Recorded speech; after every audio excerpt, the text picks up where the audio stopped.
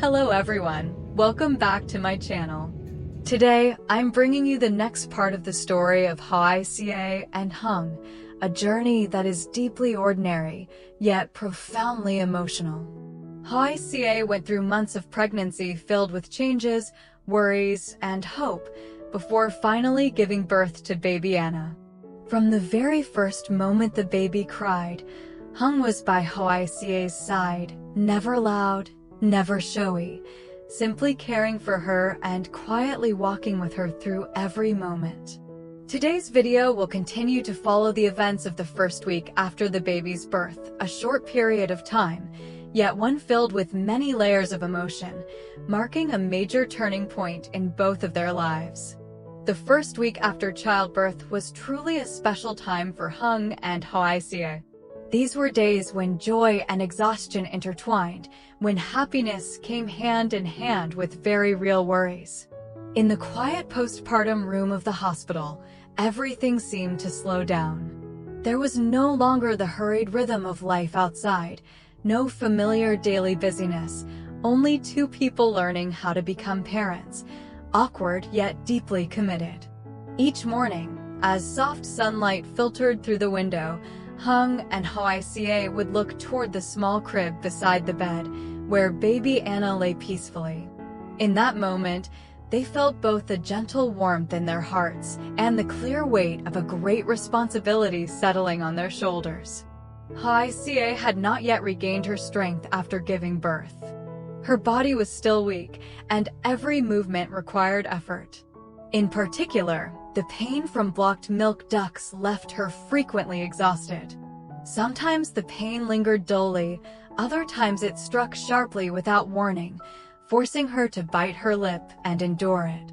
Sitting up, turning over, or holding her baby all became more difficult than usual. During the day, Ca tried to remain calm, but when night fell, every sensation seemed more intense. In the quiet of the hospital room, she lay awake, unable to sleep, hurting and worried. She worried that she wouldn't have enough milk for her baby, that little Anna might go hungry, that she herself was still unprepared for the role of motherhood.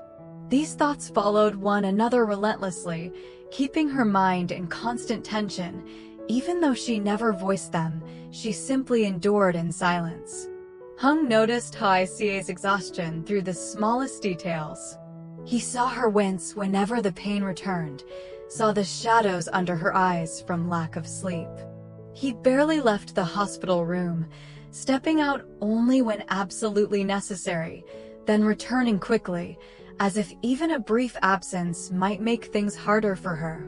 Seeing his wife in pain filled him with worry and helplessness, but he refused to stand by doing nothing.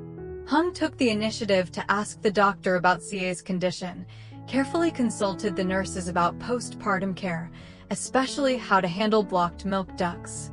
He listened intently, memorizing every instruction, every small detail, things he had never paid attention to before. After that, Hùng went out to buy a breast pump, prepared warm towels, and followed every step exactly as he had been taught. He was meticulous with everything from warming the towels, adjusting the suction strength, to massaging for her relief. His hands were still clumsy, and sometimes he didn't know where to begin, but he remained patient, working while asking questions, watching Hoài Ca's reactions closely. Whenever he saw her frown in pain, he stopped immediately, asking softly if she was okay. His care wasn't expressed through words, but through these small actions, repeated patiently for hours on end. The nights during that first week passed slowly. When Hoài Ca lay exhausted from pain and sleeplessness, Hùng stayed by her side. Sometimes he simply held her hand, offering a quiet sense of reassurance. Other times, he adjusted her pillow, pulled the blanket around her, then turned to look at baby Anna sleeping soundly in the crib. The dim light in the hospital room made everything feel calmer and warmer. Though he himself was worn down after many sleepless nights, Hùng never complained. To him, Being there for Hoài Ca during this time wasn't an obligation, it was something natural, something he genuinely wanted to do. That steady, silent presence, unspoken yet unwavering, became the support that allowed Hoài Ca to keep going, little by little, through those challenging early days of motherhood. The long nights at the hospital passed slowly and quietly. When the hallway lights dimmed and the sound of footsteps faded away, Hùng became the one who stayed awake with the night. He willingly took over caring for the baby so Hoài Ca could rest a little longer. At the slightest movement from little Anna, a deeper breath or the faintest cry, Hùng would wake up even before Hoài Ca had time to open her eyes. He sat up carefully, afraid of startling his wife, then gently lifted the baby into his arms. Every movement was slow and cautious, as if even a slightly stronger touch might fully wake her. In Hung's arms, baby Anna was small and warm. He rocked her gently, whispering soft, barely audible words of comfort, sounds meant only for himself to hear. When she finally calmed down, he carefully brought her to Hoài Ca to nurse, trying to do everything as quickly and smoothly as possible so Ca wouldn't have to wake fully. Sometimes Hoài Ca was so exhausted that she drifted back to sleep before even opening her eyes. Hùng would quietly adjust her position, pull the blanket around her, then sit nearby, watching over both mother and child. In those moments, he felt clearly that his role was no longer just that of a husband, but of a pillar supporting the small family slowly taking shape. Meanwhile, in another place, little Tony, Hoài Ca's 3-year-old son from a previous relationship, was staying at home with Hung's mother. He was still too young to understand why his mother wasn't with him as she usually was. Tony couldn't speak yet, sensing the change only through his innocent intuition. The familiar house was the same, yet without his mother's presence, everything felt different. He played quietly on his own, ate when his grandmother reminded him, but from time to time he would look toward the door, his eyes filled with confusion, as if waiting for something familiar to return. Hùng, while caring for his wife in the hospital, could never stop worrying about Tony at home. During the day, between tending to Hoài Ca and baby Anna, he would find moments to call his mother. He asked about Tony's meals, whether he had eaten enough, if he had taken his nap, if he had been fussy or cried. The same questions came up day after day, not because he didn't trust her, but because his heart was constantly weighed down with concern. Late at night, when the hospital sank into stillness, Hùng would make a video call home. The screen lit up, showing Tony sitting quietly in front of the phone, his wide eyes fixed on the image. Tony said nothing, simply staring at the screen, as if searching for something familiar. Seeing his son like that made Hung's heart sink. He softly called Tony's name, his voice low and gentle, trying to stay calm so his child wouldn't sense the worry he carried inside. Even though he knew Tony couldn't fully understand his words, Hùng kept talking patiently, out of habit, and as a way to reassure himself. In that moment, amid the stillness of the hospital and the glow of the phone screen, Hùng felt the weight of his divided responsibility. On one side were Hoài Ca and baby Anna, needing him every moment. On the other was Tony at home, quietly waiting in the innocence of a child who had yet to learn how to speak. Occasionally, Hùng brought Tony to the hospital to visit his mother and the newborn. Each time, he prepared very carefully, not only mentally for himself, but also down to the smallest details for his son. Tony was still so young, unfamiliar with strange places, and Hùng worried that the smell of medicine, the white lights, and the unusual quiet of the hospital might frighten him. Before entering the room, Hùng would always bend down and speak to Tony in a very gentle voice. Even though he knew Tony couldn't fully understand, it was his way of reminding himself to slow down and be patient. Hùng held Tony's hand as they walked into the hospital room. The little boy's body was small, his steps slow as he followed his father's pace. The moment they crossed the doorway, Tony immediately pressed close to Hung, half of his body leaning against his father's leg, a familiar instinctive reaction in search of safety. His round eyes widened as he silently took in everything around him. He looked at the hospital bed, taller than the one at home, at the 4 lines, the unfamiliar equipment, and the faint scent of medicine lingering in the air. His gaze lingered for a long moment on Hoài Ca, his mother, who was resting against the bed, her face still pale after childbirth. Tony stared at his mother without blinking. In his eyes was an innocent confusion, as if he were trying to understand why she was lying there, why she wasn't standing up to pick him up like she always did. Hoài Ca smiled softly when she saw him, though her smile was gentler and weaker than usual. Then Tony's eyes slowly shifted to the small crib beside the bed. Baby Anna was sleeping peacefully, her tiny body still, her round face calm, her breathing rising and falling evenly. Tony stood still, neither stepping closer nor turning away, simply watching the newborn with a mix of curiosity and uncertainty. It was the first time he had ever seen a baby so small, smaller than anything he had known before. Hung quickly noticed the clear hesitation in Tony's eyes and posture. He bent down, lowering himself to his son's level, his voice slower and softer. "Mommy is tired. Be good, okay?" The short, familiar words were ones he used every day at home to soothe Tony. Though Tony couldn't respond with words, he tilted his head slightly toward his father, his eyes searching for the reassurance he recognized. Then he obediently allowed Hung to lift him up, no resistance, no fear. His small hand instinctively gripped Hung's shirt, tiny fingers tightening as a natural way of holding on, as if clinging more tightly could make the unfamiliar world feel less overwhelming. In his father's arms, Tony looked at Hoài Ca once more. His gaze rested on his mother's face for a long moment, then slowly shifted back to baby Anna. He didn't cry, nor did he appear overly frightened or excited. He simply watched in silence. That silence carried the unique innocence of a child who couldn't yet speak, quietly absorbing and remembering everything in his own way. Hung held Tony close, one arm securely supporting him, the other steady and gentle. Every movement was slow, careful not to startle his son. He didn't explain much, nor did he push Tony to interact or react. He simply let his child experience everything at his own pace. Each time Tony left the hospital, Hoài Ca would quietly watch them go. She didn't call out, nor did she say anything more.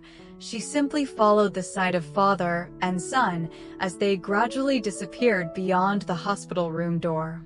In her eyes was a faint trace of heartache, a gentle ache for her older child, still too young to understand why his mother couldn't come home yet, why these days required a longer separation than usual.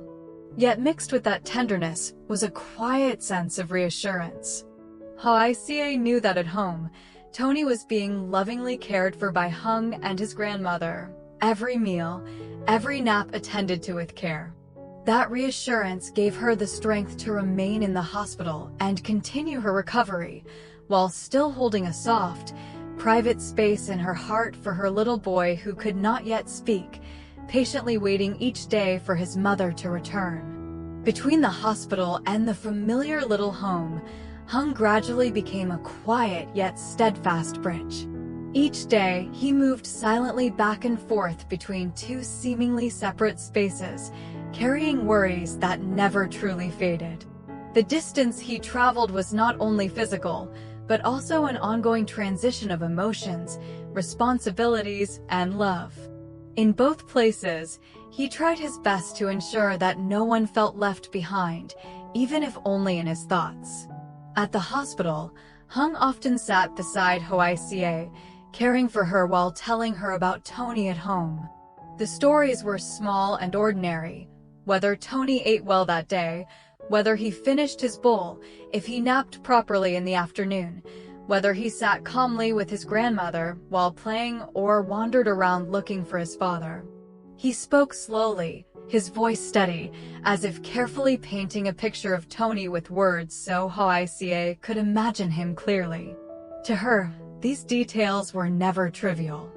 They made her feel that her older son was still very close, still present in every moment, even though he couldn't be by her side right now. And when Hùng returned home, he carried with him the image of Hoài Ca and the newborn. He would open his phone, play videos, and let Tony see his mother resting in the hospital bed, see the tiny baby sleeping peacefully in the crib. He didn't explain much. He simply allowed those familiar images to repeat before his son's eyes. Slowly, Tony could grow accustomed to his siblings' presence, to the fact that his mother couldn't come home yet, to a change that was happening gently but inevitably. In Tony's innocent gaze, Hùng always searched for a sign of calm. Sometimes it was as simple as his son sitting quietly and watching the screen for a few extra seconds. Hùng didn't talk much, nor did he try to explain things beyond Tony's ability to understand. He knew that at this age, words often mattered less than feelings. So he repeated familiar images, kept everything from breaking apart, making sure his son didn't feel forgotten or replaced.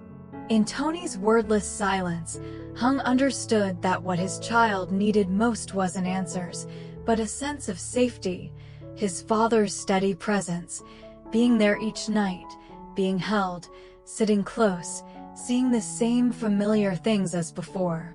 That was why, no matter how exhausted he felt, Hùng tried to maintain Tony's familiar routine.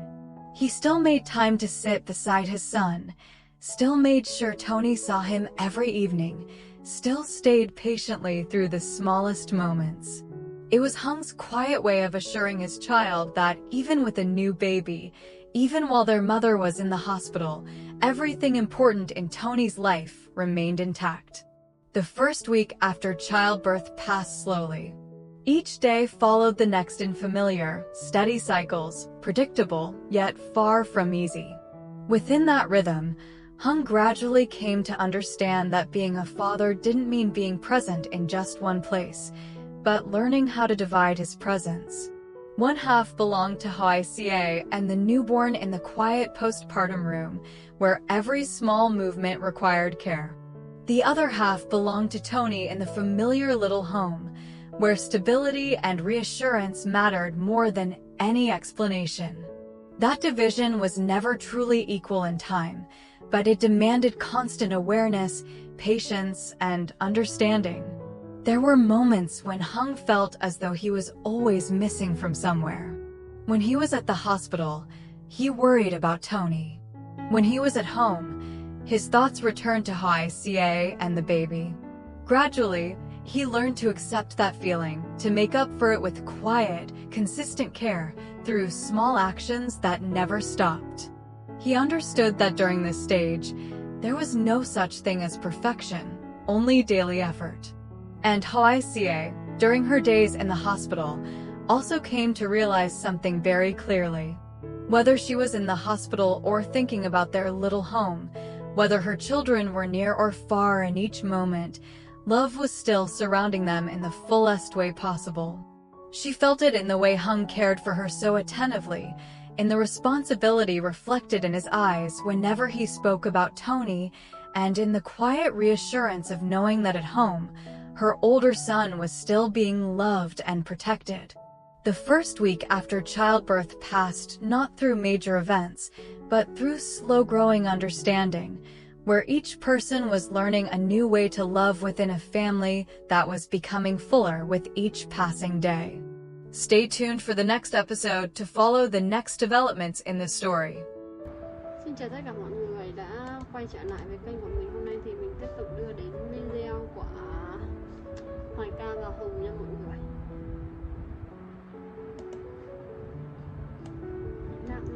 Đang là chỉnh sửa video.